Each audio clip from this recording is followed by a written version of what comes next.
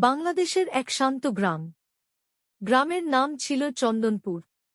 গ্রামটা খুবই সুন্দর, চারদিকে সবুজ ধানক্ষেত, পাখির ডাক, আর মাঝখানে ছিল একটি বড় পুরনো পুকুর। কিন্তু গ্রামের মানুষ সেই পুকুরের কাছে যেত না, কারণ সবাই বলত ওটা অভিশপ্ত পুকুর। অনেক বছর আগে এই পুকুরের ধারে একটা ঘটনা ঘটেছিল। সেই ঘটনা আজও গ্রামের মানুষ ভুলতে পারেনি। অনেক বছর আগে এই গ্রামে থাকত এক গরিব মেয়ে। তার নাম ছিল মালতী। মালতী ছিল খুব সুন্দর আর শান্ত স্বভাবের মেয়ে।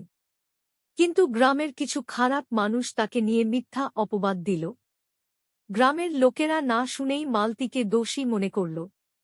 সবাই তাকে অপমান করল।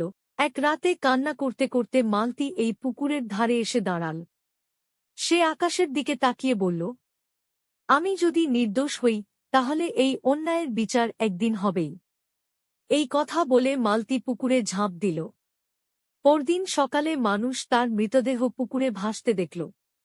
সেদিন থেকে গ্রামের মানুষ বলতে শুরু করল, মালতীর আত্মা এই পুকুরে ঘুরে বেড়ায়। তারপর থেকে অদ্ভুত ঘটনা ঘটতে লাগল। রাতে পুকুরের পাশে কেউ গেলে পানির মধ্যে কান্নার শব্দ শুনতে পেত।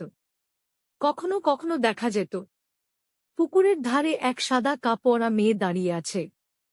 লোকেরা কাছে গেলেই সে অদৃশ্য হয়ে যেত।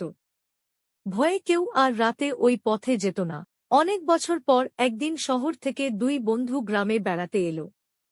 তাদের নাম ছিল রাশেদ আর সুমন। গ্রামের লোকেরা তাদের পুকুরের গল্প বলল, কিন্তু তারা এসব বিশ্বাস করল না। রাশেদ বলল, এগুলো সব মানুষের বানানো গল্প। সুমন বলল, চলো আজ রাতে গিয়ে দেখি। সেই ভয়ঙ্কর রাত। সেদিন রাত 12টার দিকে তারা পুকুরের দিকে গেল। চারদিকে অন্ধকার, ঝিঝি পোকার ডাক, আর হালকা ঠান্ডা বাতাস। হঠাৎ তারা শুনতে পেল কেউ যেন কাঁদছে। সুমন ভয় পেয়ে বলল, রাশেদ, চল ফিরে যাই।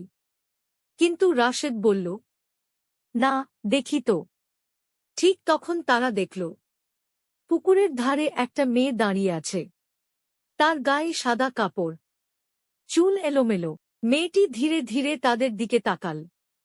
তার চোখে ছিল গভীর দুঃখ। হঠাৎ সে বলল, তোমরা কি আমার সত্য জানবে?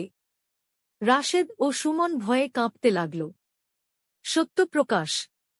মেয়েটি বলল, আমি মালতী। আমাকে অন্যায়ভাবে দোষী করা হয়েছিল। কেউ আমার কথা শোনেনি। তারপর সে বলল, যদি কেউ সত্যটা গ্রামের মানুষকে বলে, তাহলে আমার আত্মা মুক্তি পাবে। এই কথা বলেই সে ধীরে ধীরে পানির মধ্যে মিলিয়ে গেল। পরদিন সকালে রাশেদ ও সুমন সব কথা গ্রামের মানুষকে বলল। তারা মালতীর পুরনো ঘটনার সত্য খুঁজে বের করল। শেষ পর্যন্ত জানা গেল মালতী সত্যিই নির্দোষ ছিল। গ্রামের মানুষ খুব লজ্জা পেল। তারা পুকুরের পাশে মালতীর জন্য একটি ছোট স্মৃতিস্তম্ভ বানাল। সেদিনের পর থেকে আর কেউ পুকুরে কান্নার শব্দ শুনেনি।